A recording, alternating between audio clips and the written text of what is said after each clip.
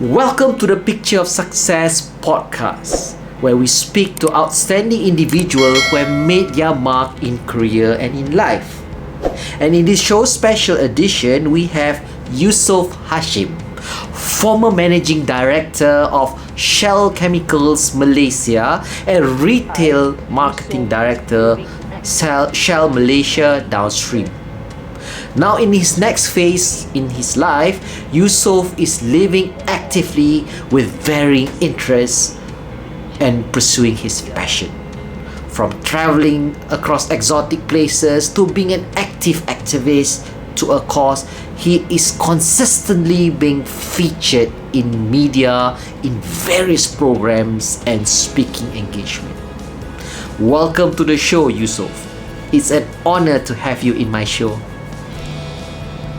Hi everyone, my name is Yusuf Hashim, as you can see on the screen. I'm just a 75-year-old grandfather of 15 grandkids, gentleman of leisure.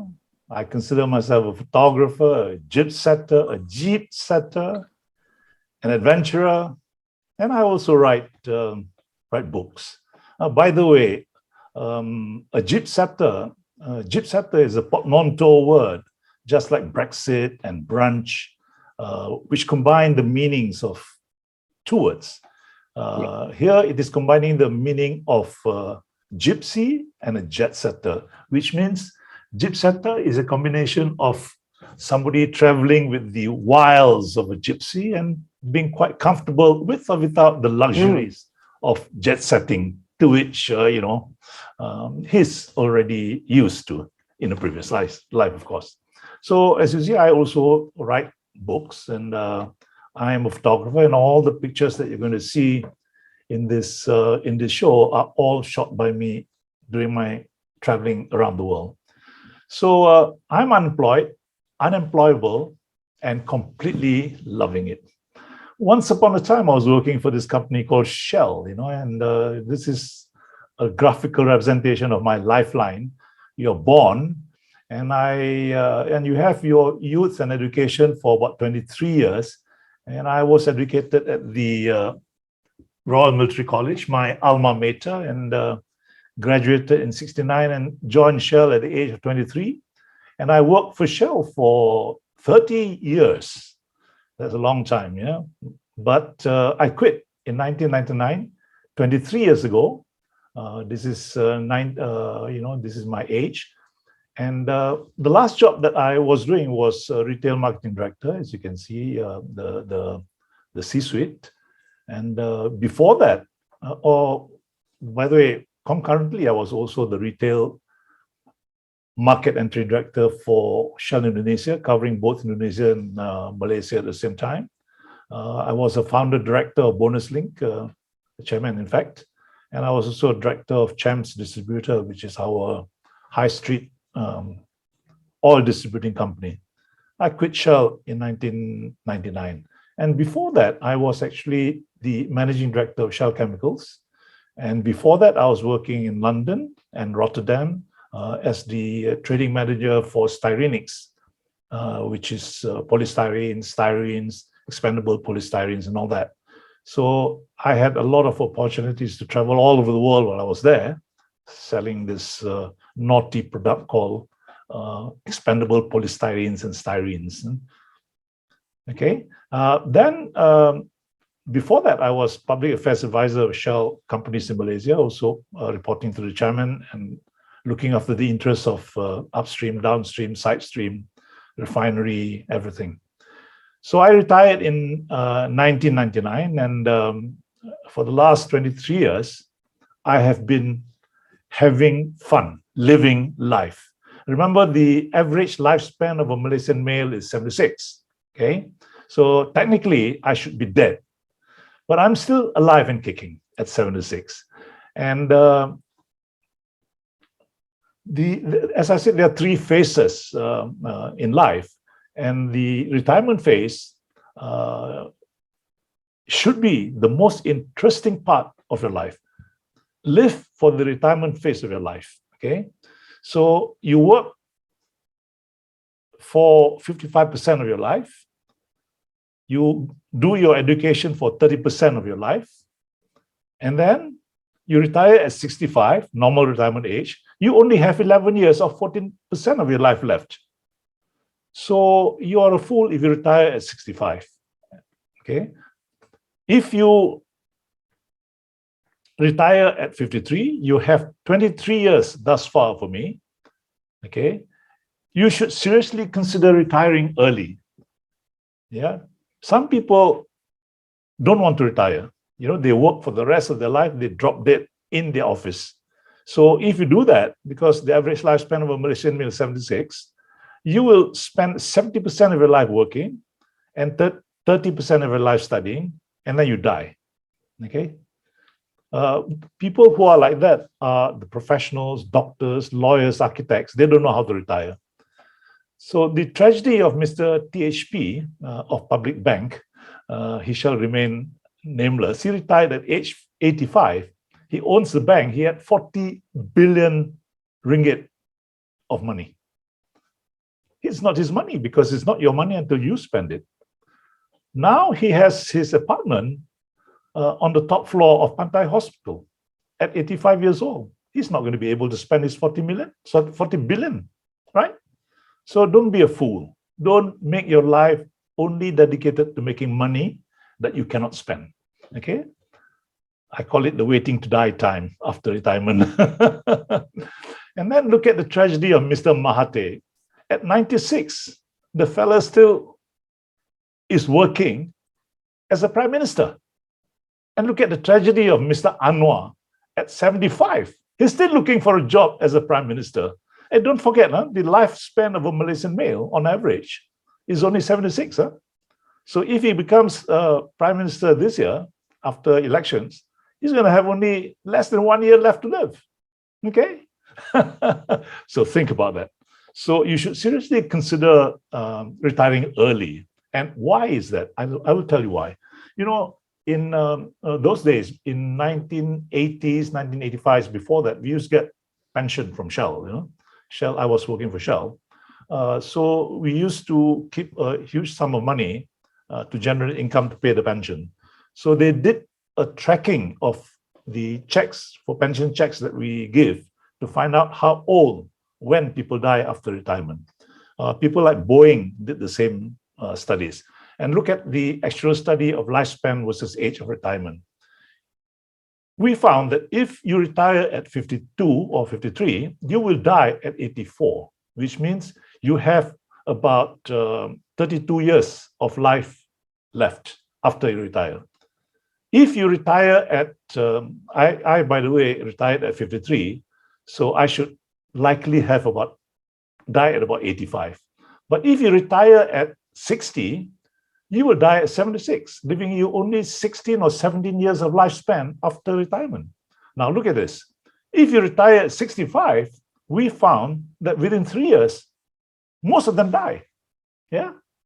So the moral of the study is retire early. Life is for living, not only for working. The later you retire, the shorter will be your lifespan after retirement. Okay, so that's the first takeaway that I want to leave with you. So now you need to prepare for early retirement. For early retirement. Retire early, live longer, and enjoy the last phase of your life. Okay.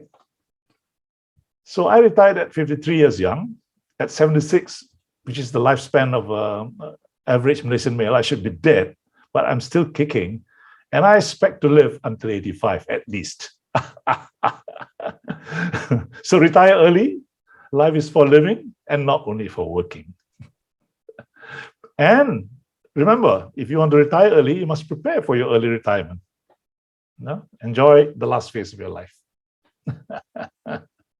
That's very, very good story over there. But actually, in order for you to do that, how did you actually manage your personal interests and balance it with corporate demands?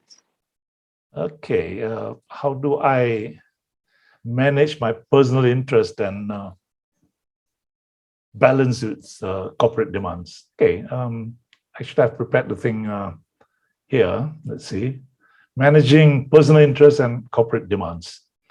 So professional life, being balanced with family life, means you're balancing the demands of your professional life with demands of your personal life. The point I want to make is that you are the CEO and MD of your life. Yeah, manage your life. Don't just live life without the vision, without the strategy, without the plan. Yeah, you manage the company. Yeah, you work the whole day for your company, but you neglect to manage your own life. Remember, you are the CEO of your own life. Huh? Work is a means to an end. Yeah, you're working to fund living expenses. Work is not an end in itself. Focus on building a robust retirement investment portfolio while you're in the work phase of your life. Prepare for your life beyond your work life. Okay, how do you do that? For example, don't just focus only on your work. While you're in your working phase of life, identify and develop interests and passions outside of your work environment. For example, I'm very interested in paramotoring, flying on a wing and a prayer, and so I have friends who do this, and I qualified as a paramotor pilot at age 70, the oldest paramotor pilot that has qualified in Malaysia. Other countries, of course, there are more, is it? So while you are in the work phase of life, develop friends which have interests outside the sphere of your work, and pursue passions outside your work arena. Yeah, make more friends outside your work environment. Beware the tyranny of corporations. Don't kid yourself. Your company has got no heart and got no soul. They pay for your time and your services, and when you reach the mandatory retirement age, they will just discard you. When you're no longer productive, they will toss you out. Then they will find and pay someone else to take your place. Do your fair share of work. Don't be the proverbial donkey chasing after a carrot being dangled in front of you, because companies don't really care for you. For example, if you work 8 a.m. to 5 p.m., 40 hours a week, that's your the time that you're contracted to work for your company, isn't it? So if you work consistently, you come early at 7:30. Many people do that, apparently to beat the traffic. And then you leave at 7:30 p.m. because you also want to beat the traffic, or rather get away from the traffic jam. You are actually working 60 hours a week. Do you realize that that is 50% more hours than what you're being paid for? Yeah? 40 hours per week, 8 to 5, and 7:30 to 70 is 60 hours. That is 50% more hours than what you're paid for. They will not increase your salary. Why are you doing this? You're stupid, isn't it? Because the company has taken advantage of you. Yeah. So cutting your family time to work longer hours for the same paycheck every month is not very clever. Yeah. Don't be the proverbial donkey chasing after a carrot. And beware the rat race. The rat race is all about a pressure cooker way of life, where you are fiercely competitive, you are struggling with everybody for position, for wealth, for power, to be seen, to be ahead of the Joneses. Don't be a rat. Okay. Beware the cubicle war. You work in a cubicle. There is an unspoken war to get ahead of your same level peers in the next cubicle. Okay, competing with your cubicle colleagues to get promoted out of your cubicle into the corner office.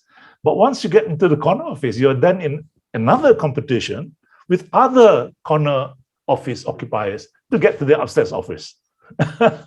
So when you're in the upstairs you're already in the C-suite, you want to become the CEO. So where does it end?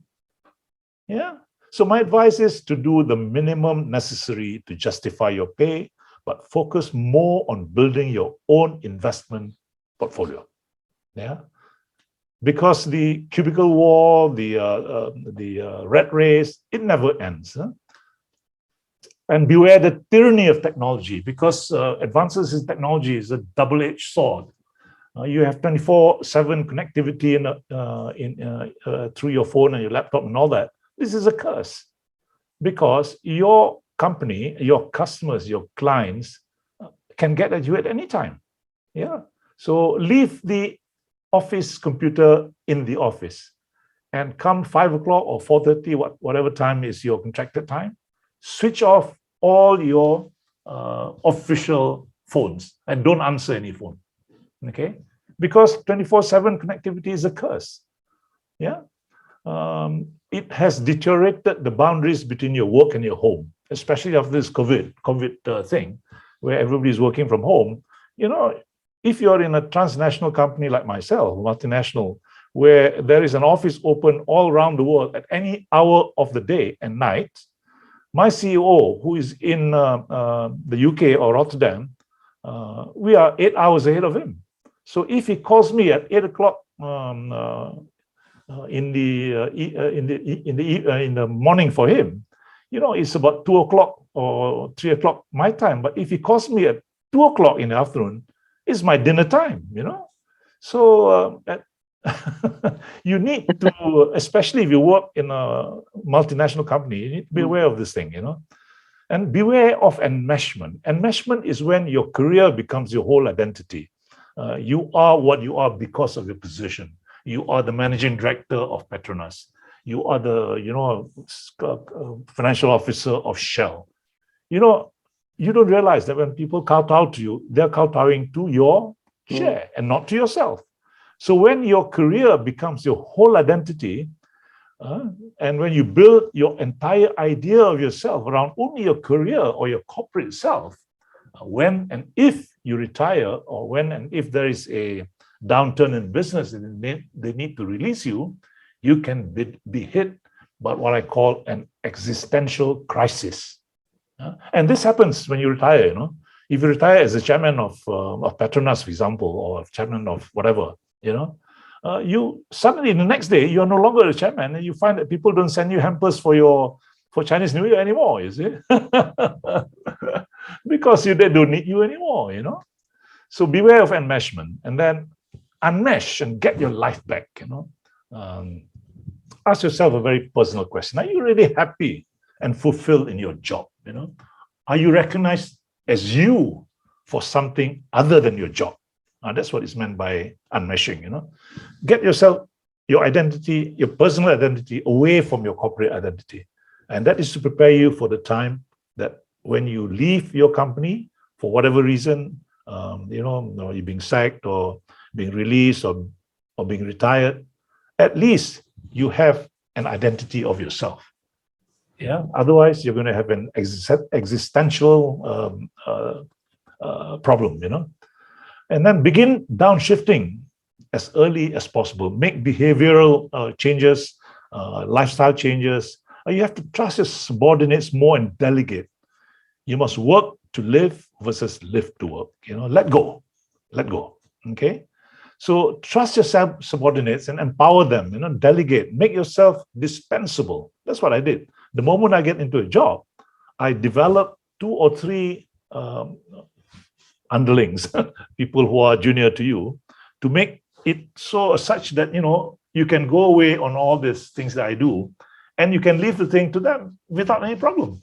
I share everything that I know with my subordinates, my 2 or 3 people next to my area of responsibility, you know. So I can leave anytime. I can stay at home. They can take care of the office, you know. So learn to trust your subordinates, empower them, delegate, and make yourself dispensable. The graveyards are full of indispensable people. Dream and constantly look at options. Okay? That is very good advice. Advice coming from the person who actually went through all this, right? But you also often said that retirement has been the best phase of your life. Can you please tell us why? Yes, I think for me, retirement has always been let's see, around the world, has been the best phase of my life because after I retired, and in fact, well before I retired, I had friends in the 4x4 world, people who drive all around the world. So during my retirement, I've been thankfully able to drive around more than 120, 130 countries, drive, okay? Drive in a 4x4, go anywhere, Toyota Land Cruiser. Here's a map of Africa, this shows the routes that I've driven around Africa and also around South America. Each drive takes about 2-3 months. I retired early because I wanted to see the world. I wanted to climb mountains. I wanted to sail. I wanted to sail to the poles. I wanted to, go to places that nobody normally go.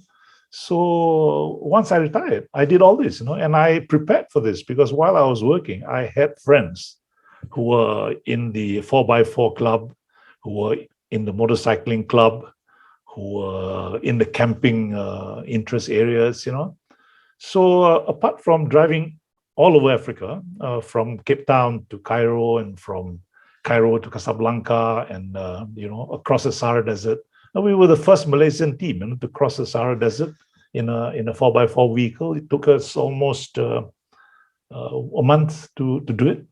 And to go around South America from Buenos Aires to Buenos Aires clockwise, it took us 3 months. Okay. I've also driven from London to Malaysia, not once, a couple of times. Once through the northern route, second time through the southern route. I've also driven from Kuala Lumpur to Chennai in India. I've driven from Istanbul through China down back to Petaling Jaya. I've taken my bike from Aceh to Jakarta to Bali, and then from Makassar to Manado, and then I've taken my bike to China. And that animation just now showed you my journey across Africa, across Europe and London and all that, And I've also driven over ice caps. The Vatnajökull ice cap is the biggest ice cap outside of the polar areas. It's in Iceland. I've driven in the Kalahari Desert in Namibia, which has got the highest dunes. Great fun going down the dune like that. And I've driven across the Okavango Delta in Botswana, I've driven across the Sahara Desert of Libya, I've camped in the Gadik Pans of Botswana. I've driven the Route 40 in Patagonia, the loneliest road in the world, 6,000 kilometers, hardly any vehicle. And where I can't drive, I sail. So I sailed to Greenland, I've sailed to the North Pole, to Svalbard, and I've sailed to Wrangel Island, in the Russian Arctic from this part of Russia through the Bering Strait. And in fact, I'm going again in July next year. If anybody wants to join me to do this trip, I will show you some pictures later on. That's the route we'll be taking from Anadil. You fly to Anadil in the Chukotka Peninsula of the Russian Far East, board a Russian icebreaker, and then sail right through the Bering Straits towards Wrangel Island, and breaking the ice, And then you see things like polar bears and walrus and whales. This is a polar bear that's just hunted seal, which is their favorite food. You can take pictures of them like this. Yeah, and then, you can go and drink iceberg melt. In Antarctica, they say if you drink iceberg melt, you're bound to return to Antarctica or wherever you drank it. And that's why I go to Antarctica over and over again. Next year, I will return for the 7th time. And then you see Arctic animals like the Arctic fox in Svalbard. By the way, all these pictures are shot by me. And I was sailing in a wooden 100-year-old sailing ship to Greenland, and you can see the aurora, And this is what the aurora looks like over Iceland. And this is the boat that I used to sail to the North Pole. It's called the Antigua. It can take about 15, 20 people. We got stopped 900 kilometers from the North Pole. Yeah? And this is what, the Arctic looks like. You can take a Zodiac and go right close to the face of a glacier. This is another view of a glacier. Look at that. How beautiful is that? Yeah.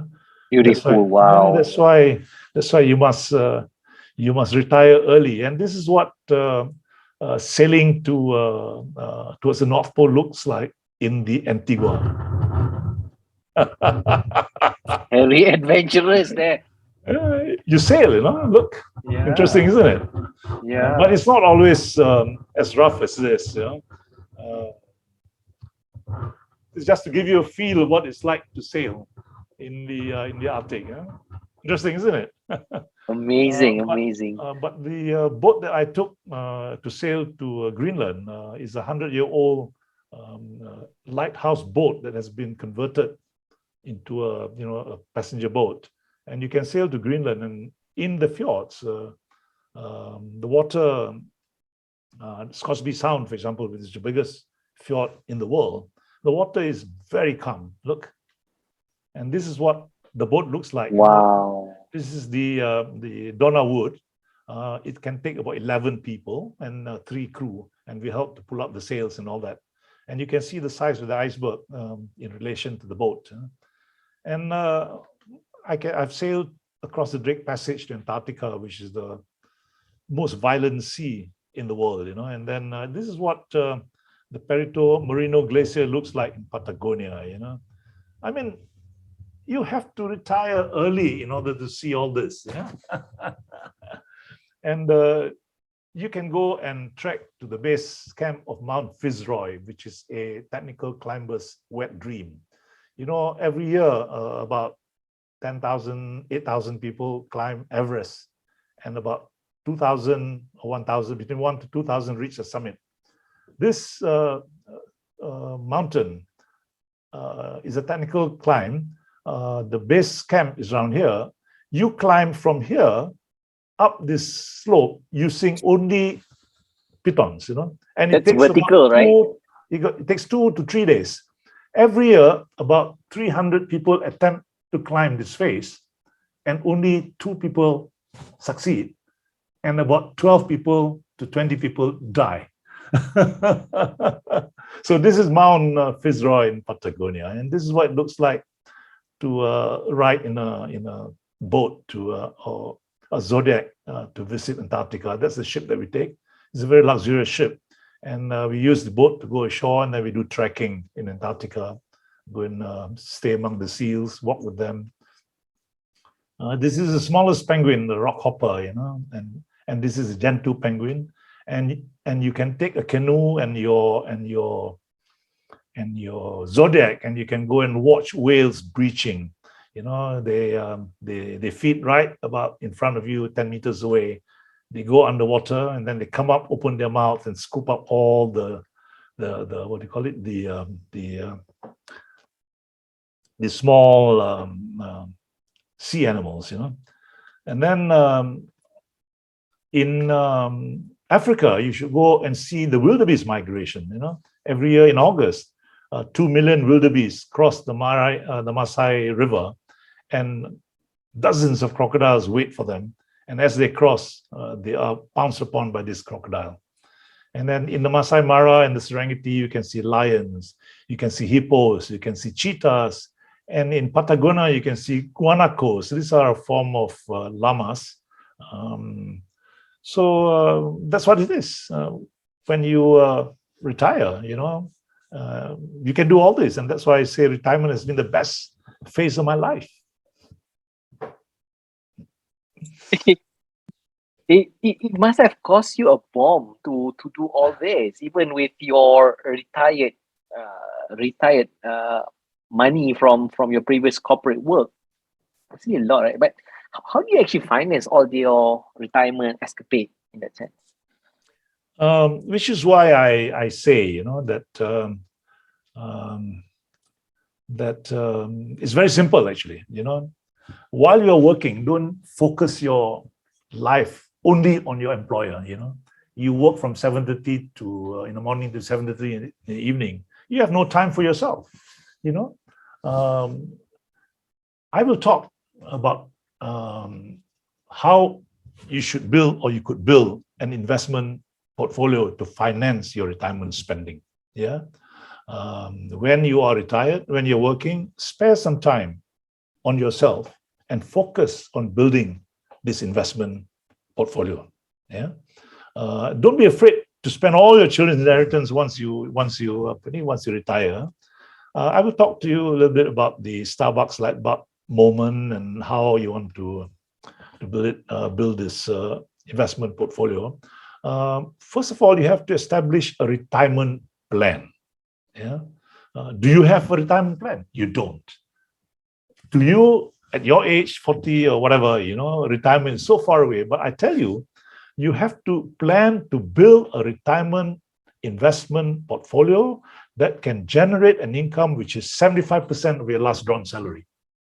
Unless you do this, yeah, you cannot retire. Because if you retire and you don't have this 75%, you're going to be a pauper. And you'll have to cut corners, and you cannot spend whatever little money you have to do the things that you want to do. As I said, you are the CEO and MD of your own life. Plan your life such that you can retire at your targeted date that you want to retire. I retired at age 53 because at age 53, my youngest daughter graduated as a chemical engineer from Loughborough. Yeah, so my responsibilities are finished. So you see, when you start working, one of the ways that you need to plan is get married early, have your children early, because it takes 23 years to put a kid through college, through university. So if you get married at 23 and you have a child at 24, you add 23, 24 plus 23 is 47. Your child only finishes university at 47, right? So if you have another child at 30, your child finishes university at 53. But if you have a child at when you are 45, you've got a wife who is 30, you're going to have 45 plus 23, 68 is only the time when your child finishes university. So you cannot retire, because education is so expensive. So you must discipline yourself to build an investment portfolio that will yield 75% of your last drawn salary. And you must set a target to retire, a target date to retire. And you must discipline yourself to delay gratification in the short term, save in order to enjoy greater rewards in long term. Live a few years of your life like most people won't, so that you can spend and live the rest of your life like most people can't. Everybody envies me. They can't live like me. Yeah. So you have to sacrifice during your working life, So what is your strategy for building a 10 million ringgit net worth when you retire? Do you actually have a strategy? I doubt. Yeah. I tell you, you can become a multi-millionaire by a millionaire by just investing about 2,000 to 4,000 ringgit a month, Or you can become a multi-millionaire by investing 4,000 to 10,000 a month. How do you do that? Well, you have to learn. You have to spend some money, invest some money, and enroll into something called a value investing course. Forget about the Bursa. The Malaysian Stock Exchange is a circus of thieves. Look at Nasdaq. Yeah. So I ask you a question, or go to Hong Kong, but Nasdaq is the best. Should you invest $1,096 in Amazon.com right now? Okay. You see, in 2011, Amazon.com was 179. The good thing about Nasdaq is that you can buy one share instead of 1,000 shares. So if you buy one share, you can pay $179 in 2011. Yeah, I retired in 1999. Don't forget. By 2020, Amazon.com is $3,386. Yeah. So why do you invest in Malaysian bank Bursa? No stock in Bursa can give you this kind of returns. All right. Then remember that is 2011. Huh? That time I was already, and when you invest, don't just speculate and listen to rumors. If you attend a value investment course, they will tell you what to look for. For example, if you want to invest in Amazon.com, you should look at the net profit margin, the return on equity, and look at the star chart. What do you want? Are you looking for growth? Are you looking for dividends? If you're young, you can afford to invest for growth. If you are old like me and you're middle-aged and you're looking for income, then you invest for dividends and for profitability. So the star chart of a company will give you an indication of what to buy and which stock to choose. Most of you, I know, buy because you hear rumors that, going to go up tomorrow because somebody, Mate already bought into this company, or, excuse me, KWAP already, or ASB already bought into this company. So you all rush.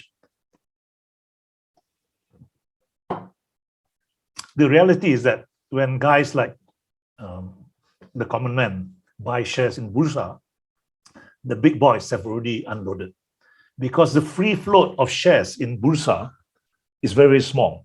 Yeah. So for example, you can only buy about 10% of the available shares. The other 90 or 80% is held by vested interest. Yeah, by big boys who then pull you and play you by the string, you see. So Amazon today is 109. I said 3,000 something is because if you add the split of the shares, the bonus shares and all that, it was the equivalent.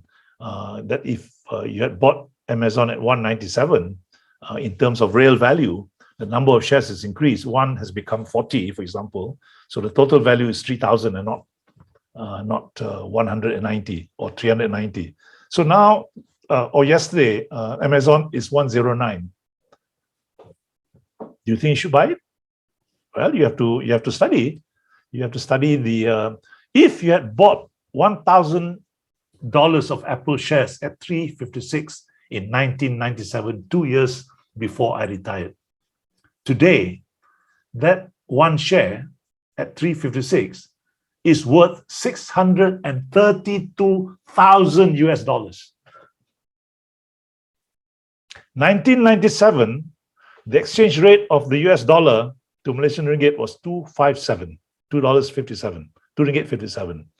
So if you had bought 1,400 shares of Apple at 3.56 in 1997, so 1,004 times 3.56 times 2.57, which was the exchange rate, you would have invested 12,808 ringgit for 1,400 shares of Apple in 1997 when I was still working, You know how much it is worth today?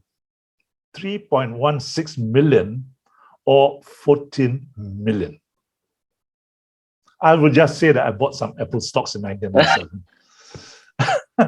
So you ask, how do you finance your lifestyle during retirement? Well, that's one secret. Right. So effectively, 1,400 shares of Apple purchased at 3.56 in 1997. I know these prices because I bought. Because I bought. Today has become 22,745 shares at 138, because the price of Apple yesterday was $138, 138.93. So if you had invested in 1997, 12,808 ringgit at an exchange rate today of 4.46, you would have 14.9 million ringgit of shares. Can you imagine what you can do with 14.9 million? Whatever you're doing right now. So this is the rate of exchange of US dollar to ringgit. So in 1997, 1997 in July, it was 257. That was when I bought some Apple shares. It was only 12,000 ringgit, for 1,400 shares at $3 per share. Bargain. What bargain? You buy a bicycle today for $12,000. 12,000 ringgit, right or not? Huh? Yeah. You guys ride all these cycles and that. So anyway, so Apple today is, yesterday was 138. I mean, when I say 600 something, that's because of the stock shares and splits. And don't forget, you get dividends as well. Huh? That's just talking about capital appreciation.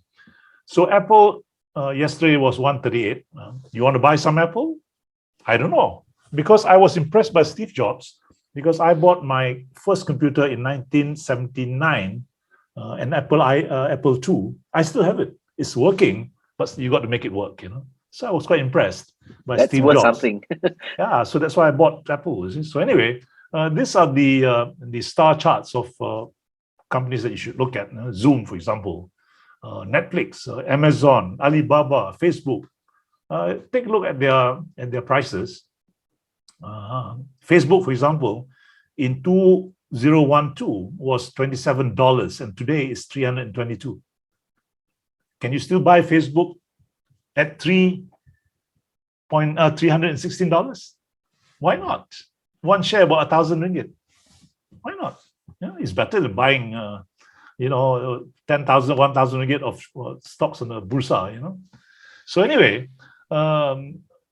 you have to analyze whether or not you can or you should pay $306 for one share of Facebook. And you need to look at value investing, where you compare the intrinsic value line to the price line. You buy when the price is below the value. So if you had bought anywhere between here and here, Facebook, it's not very clever. But between 2018 and 2020, when they're just about right, together there, the line of value plus price is about the same, then you can buy. And in 2020, you could sell because the value was well below the price. So that's how you look at it, is it?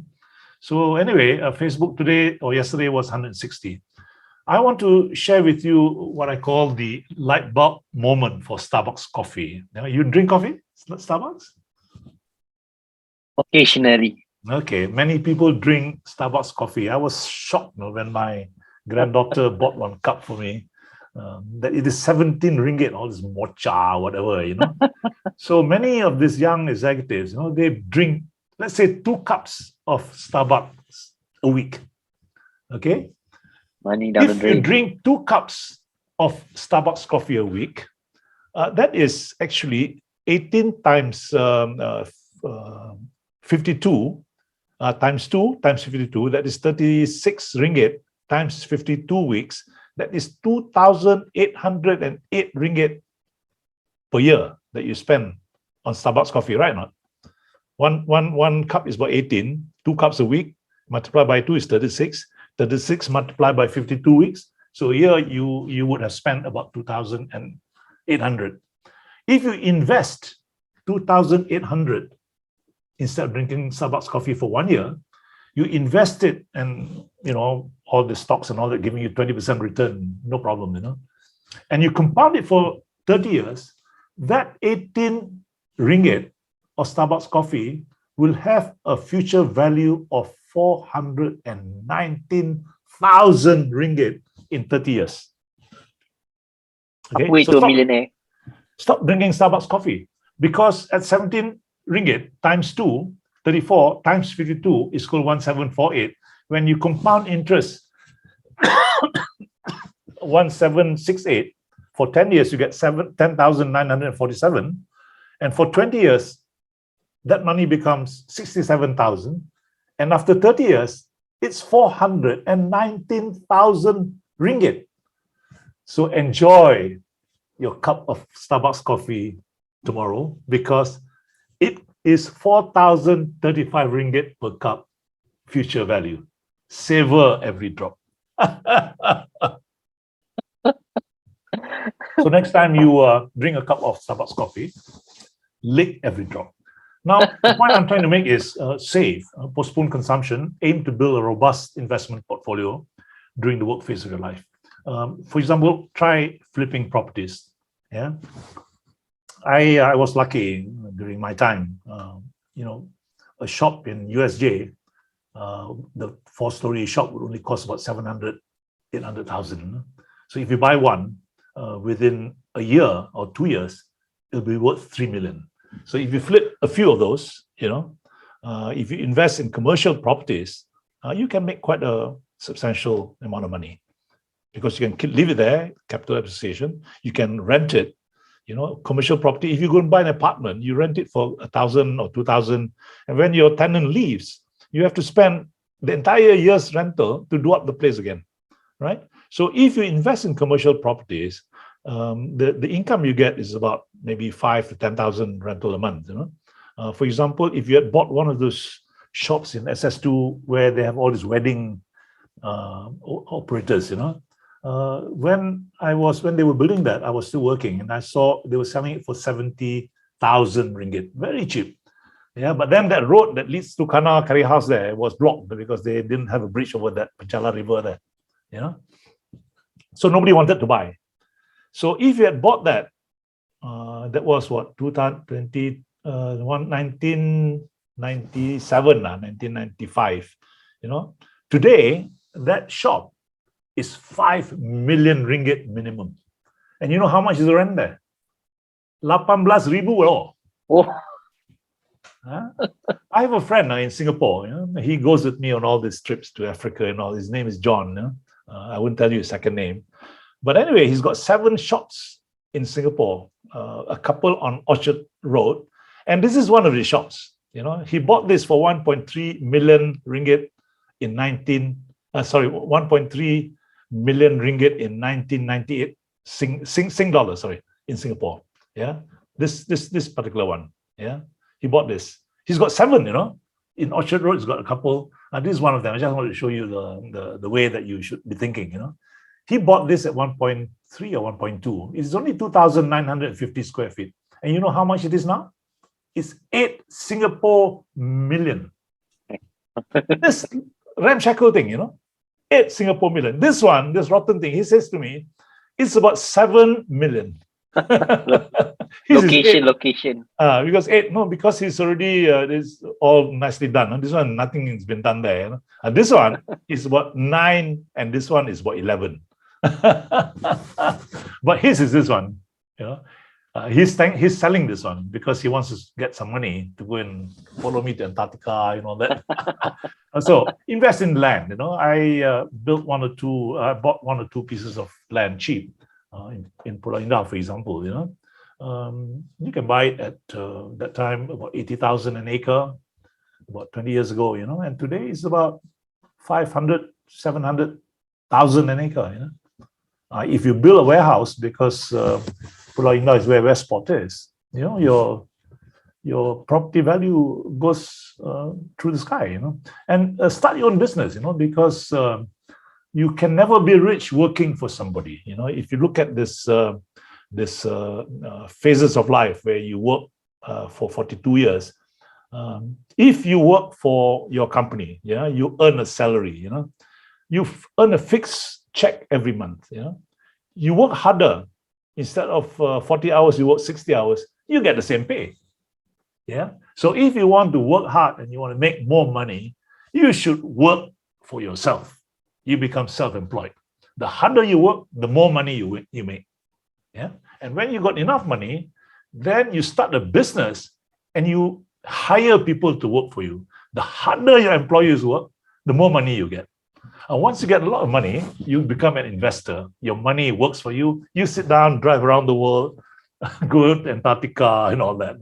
So to get seriously rich, get off the employee treadmill. Quit. But dare you quit? You won't, because you're a coward. You don't have a plan. You don't have a strategy. Every month you get a salary, you're very happy. And when you retire, you wait just to die. You become a born-again Muslim. You prepare for the next life. Yeah. And you become a school bus driver for your grandkids. So look at things like, blockchains, cryptos, exchange-traded funds, DeFi, dApps, non-fungible tokens is the thing that's in now. Look at Cardano or AMP or NEOS or EOS, Don't look at Bitcoin, But you must know why. For example, if you buy ADA, I target ADA to go to $5 by the end of this year, because ADA is building a new fork, a hard fork that will speed up the transaction of ADA coins. Purchase if you use ADA to buy, Cardano to buy, and already Cardano is being adopted by the Ethiopian government for their registration purposes. So that's it. To make money, you must look beyond a job at your company. Next question. That's a good advice, right? I mean, if you want to make most money, be an entrepreneur, be an investor, right? Right. With a bit of risk there in a sense, right? But there's no risk without any risk. There's no return in that sense. Right. Course, right? Yeah. This is tea, homemade tea, and not Starbucks coffee. Tastes much better, I would assume. Yep. Yeah. I mean, you're 77, right? And the way you look at life, you look like and you act like much more stronger, much more younger than people half your age. You took higher risks and so forth and everything. But what's your recipe? It's actually saying young and active, right? In that sense, right? What's my recipe for staying young and active? I don't know about how you can stay young, but I know how to stay active. So to stay active, I think you need to make friends with active people. Yeah, don't make friends with ustazas and ustas and people who go to the mosque, or people who go for picnic. You must go and make friends with people who are active. People who fly paramotors, or people who go skin diving, or people who go, climbing mountains or trekking. So to be active, to stay active, or to remain active, make friends with active people. For example, why don't you join people who drive from Cape Town to Cairo? Drive around South America. People who do this. There's a 4x4 club.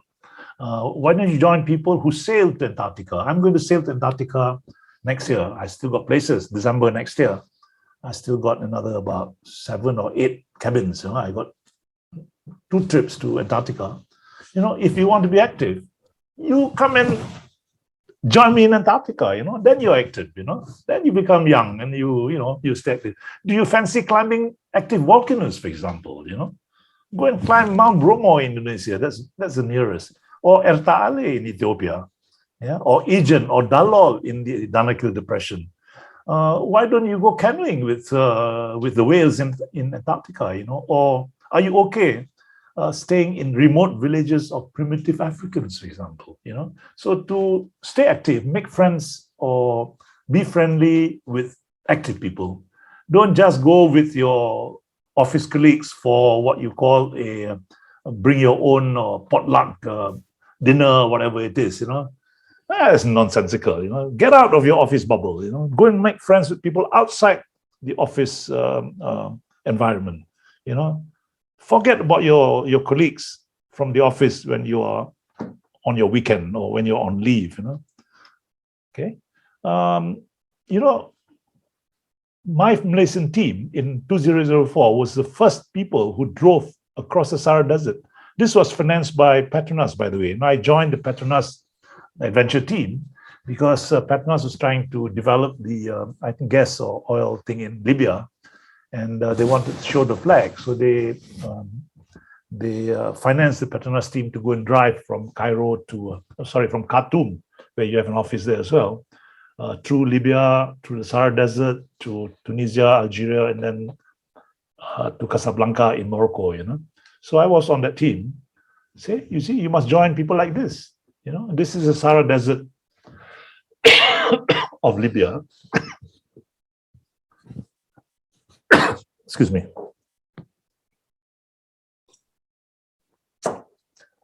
This is the Monaco Breen Glacier in Spitsbergen in Svalbard. I'm an unconventional traveler.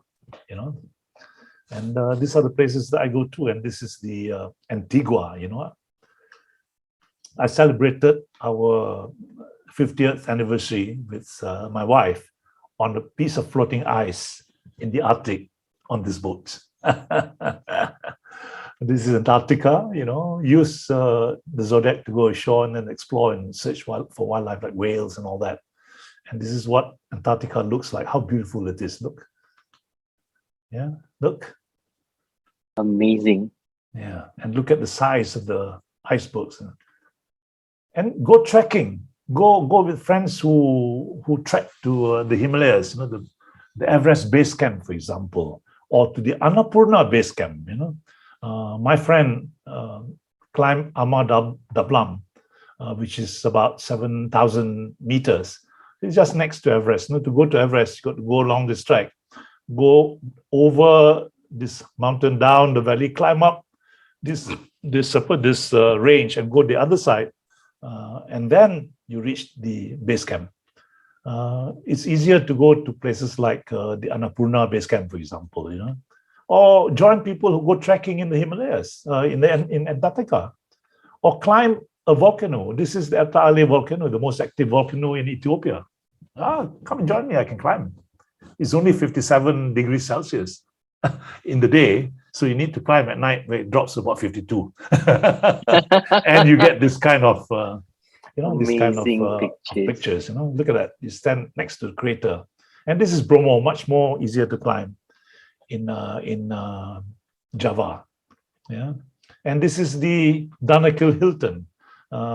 Before climbing Mount Ertaale in the Danakil Depression, we sleep here for one night, and then next day you just trek from here, go up the base camp, go up to the volcano at night, and then come down again before it gets light, and then sleep here, and then take off.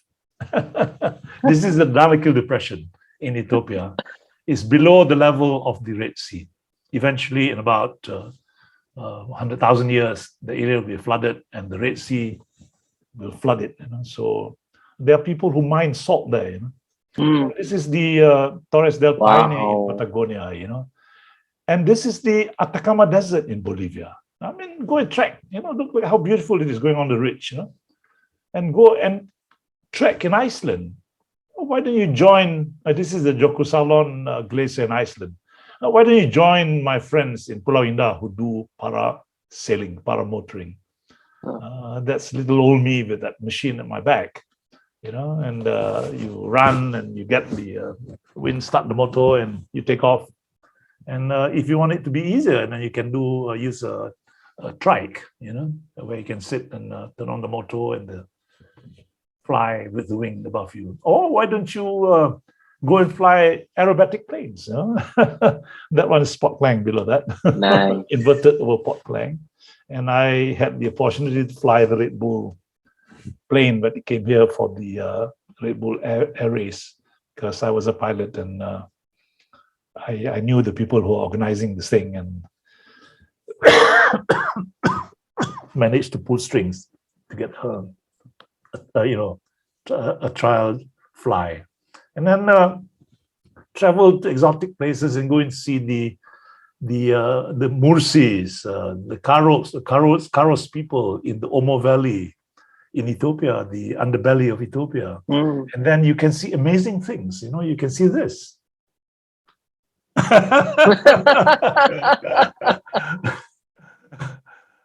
What do you think she's doing? Trying to get more milk, I would assume. Right, you are. Because they have found that if you blow into the cow's vagina, you see when the cow has a calf, it tends to restrict the amount of milk that you can milk. So if normally you get 1 pail of milk, when the cow has a calf, you get only half a pail because it automatically reserves some for the calf. Right. So if you go and blow into the cow's vagina and then you caress the udder, you'll get back the full amount. So that's what you get by traveling around with people like me. Okay, next question. Do you have any more photos from your travel to inspire us to travel more? or Yes, I think what I should do is that I actually have some which I can share with you. We have a bit of time, I think, but Yeah, anyway, you sure. can cut this out later on. But yeah, I can share with you some pictures, if only to inspire you to think about early retirement and to try and do some of the things that I do as a matter of course. So living life and the joys of not working. Go canoeing with the whales in Antarctica. All these pictures are shot by me. Yeah? And you can take a Zodiac if you know how to roll, and then you can see things like this, and go and see the Mursis in the Omo Valley, and that thing is where they put the plate. And For the beauty. bigger the plate, the higher the dowry for them. This is a Mursi young man, and these are young ladies that you probably like. That's the plate in their lips. I had to blank up this thing, so otherwise they will ban you. Zoom will ban you. Then you can see amazing people preparing to have a stick fight. You see these people. The bigger the plate, the more money as a dowry they can get. And then these are some Karos ladies. This is how they milk the cow, and this is the kind of huts they live in. And this is the Sunday market that they're going in their Sunday best. Look at all the hair clips, and you notice the sunglasses over their head. Okay, and this is the jumping the bull ceremony. This young man, when he comes of age, he has to jump over 4 or 5 bulls. The richer he is, the more bulls he jumps over. And when he jumps, his women folk, his relatives, his sisters, aunties, and all that, gets whipped by all these professional whippers. So yeah, and they get welts on their bodies. The more cuts they have on the body, the more they prove that they love this young man that they're giving away in marriage. Right. So for the other family to look after him, that's what it means. Yeah. So this is the another a view of a village in the Omo Valley, and this is the bull race in Sumatra. And if you go to on a cruise in the Nile, you can see the Ombo temple. And if you go to Hagyang, you meet fascinating people like this, and these are the Hagyang, the Hmongs of Hagyang, which is on the border between Vietnam and China. They live in houses that is made of compacted mud, and they plant opium, And this is a Pied Piper of Lake Toba, and this is the other view of another view of a glacier again in Svalbard, frozen ice waterfall in Iceland, and king penguins in the Falklands, and walrus in the Siberian Arctic, Wrangel Island. This is reindeer in Spitsbergen. There's a monkey in Botswana, a baboon. There's a crowned crane in the Ngorongoro crater, and rhinos. Zebra crossing. That's where you get the word, Zebra crossing right in front of my truck. Cheetahs, hippos, elephants, a 2-hump Bactrian camel. You know that the camels in the Western Asia desert has got 2 humps, and the camels in these are native to Central Asia, and in contrast to the single hump dromedary camel in Africa and the Sahara. Okay. Different That's kind of yours camels. truly trying to get the GPS reading in the middle of the desert, Get lost. I was lost, So if you're lost in the desert, you should follow the trail of the camel poo, Because when the camel travel, they poo, and it looks like pellets, Look at the black thing there. So you just follow that and you come to the next oasis. These are walrus in the Siberian Arctic taking a rest. A bearded seal, which is the favorite food of the polar bear, reindeer.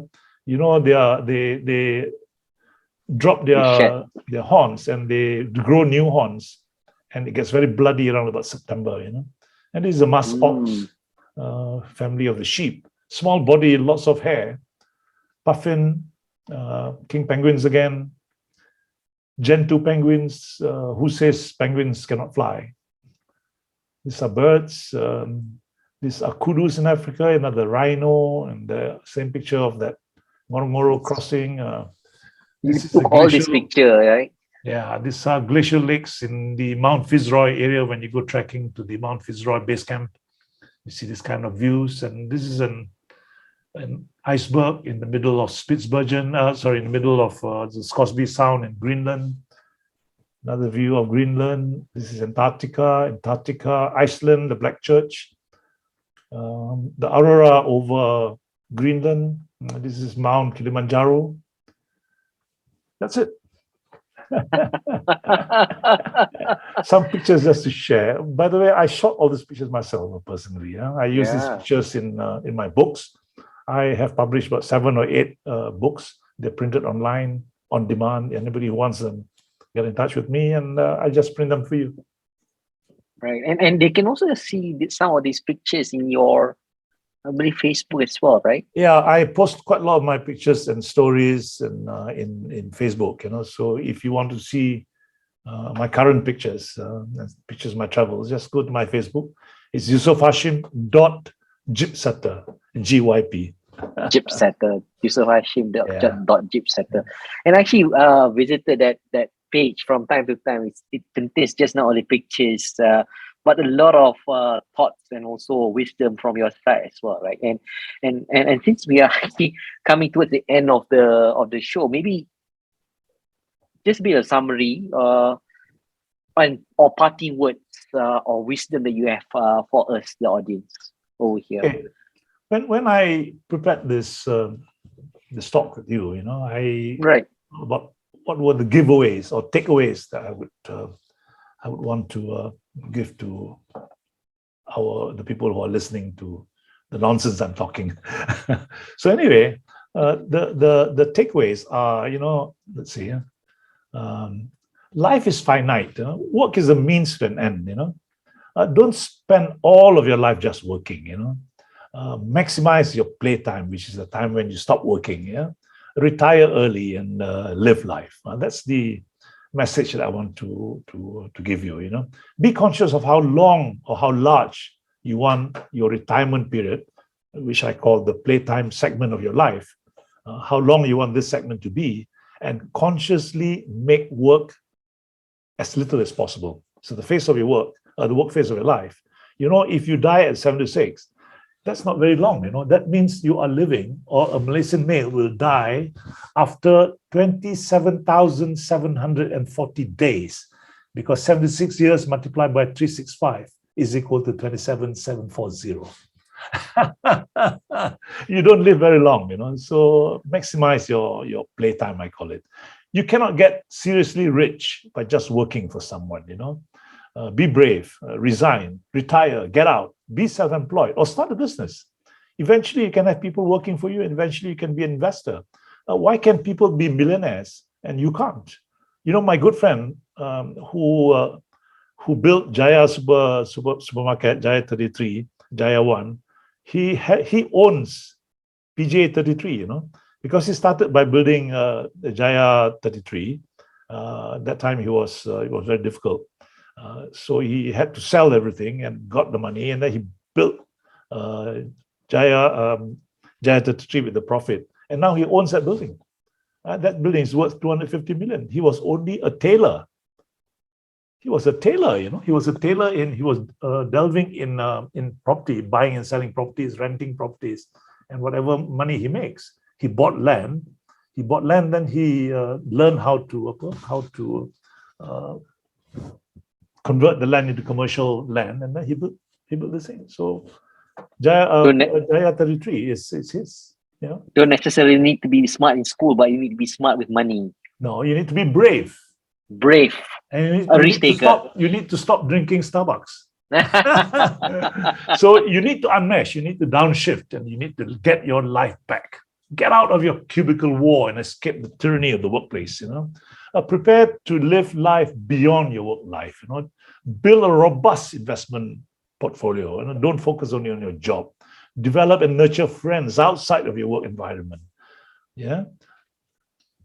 Develop and nurture interests and passions which are outside of your work environment. Actual studies have shown that there is an inverse relationship between the year that you retire and your lifespan after retirement. That is a fact. Retire early, have a longer lifespan after retirement. Retire late, have a shorter lifespan. when you're 65, your body gives way. You get the stroke, you get the sakit belakang lah, you get arthritis lah, you get a half paralyzed lah. You cannot go anywhere. So you better make sure you retire at 53, like me, and then you have at least 23 years before you reach 76, which is a statistical average of the Malaysian male life. So you are the CEO and MD of your life. Manage your life. Don't just live life without the vision. Strategize for retirement and begin preparation for retirement now. Develop and build a robust investment portfolio. I just mentioned to you some of the ways that you need to do that. And don't forget, go and enroll yourself into a value investment course. I think it costs about 2,000. I did that about 10, 15 years ago. And I've been using that knowledge to buy shares. They were the ones who pointed me to Nasdaq, when everybody was fooling around with Bursa. So you will never be rich working only as an employee. Be self-employed, be a businessman, be an investor. Remember, the work phase of your life is the biggest portion of your life. If you are unhappy in your work life, resign, get another job, get out of your comfort zone. Yeah, because that's the biggest phase of your life. Okay, investment requires saving. Saving means postponing consumption. Be disciplined about saving. Yeah, if you save and invest about 1,000 to 2,000 ringgit a month, you can become a millionaire. But if you invest about 8,000 to 12,000 ringgit a month, you can become a multi-millionaire by the time you retire. So live a few years of your life, like most people won't, like what I said just now, so that you can spend and live the rest of your life like most people can't. Do not undertake new risky investments after retirement. Yeah, you need to invest now. When you're young, at your age, at your age, your 40s, whatever, you should invest for capital growth because you have time. For people like me, almost at the end of life, we should be investing for income, for dividends. So you see, when you look at the star chart of a company, look whether the dividend payout is better or bigger, or the growth, the assets of the company, is better. So if you're younger, you look at the future because you have time. But if you're older, you're 50, for example, then you start investing to earn dividend income, or capital appreciation. Okay, and beware the tyranny of technology. Be selfish, set boundaries, and enforce separation between your work and your family life and your own life to create an environment for your retirement. The work phase of your life is 58% of life. If you're unhappy, as I said just now, at work, get out, leave, move, get out of your comfort zone. Focus on quality family time. Don't miss the growing up years of your children.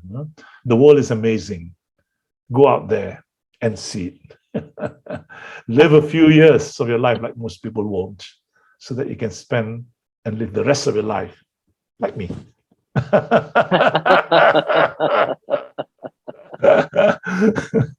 Okay, that's all that I wanted to say. I hope it's been interesting. It has been great, Yusuf. I think you've parted with a lot of wisdom that a lot of my audience would really be benefiting in that sense, right? So, ladies and gentlemen, I hope you guys like this segment or this guest that we are having.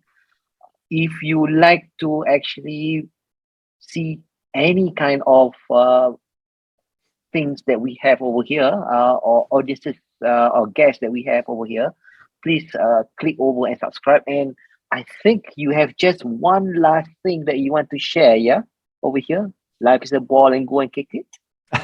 No, that's just my final word,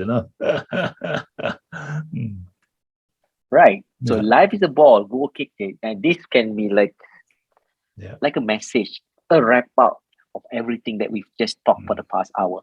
So thank you very much, Yusuf, for spending time with us. And for the audience, I hope you like this segment that we are actually showing. Please do subscribe and share this video to others. Until then, thank you very much. Thank you, Thank you, Yusuf, for your Yazid. time. Enjoyed myself. I'm sorry if I've been a bit too forward, too harsh, but I'm trying to make a point, that many people refuse to see, or cannot see. When you're young, at your age, work, everybody focus only on the company. The company don't care for you. They don't care for you. Don't think that the company loves you. They got no heart. They got no soul. Nothing beats inside their heart because they don't have any. So focus on yourself. Right. That's my passing. Thank you for having me. Thank you very much for spending time with us. All right. Bye. All right. Have a good day, everyone. Thank you.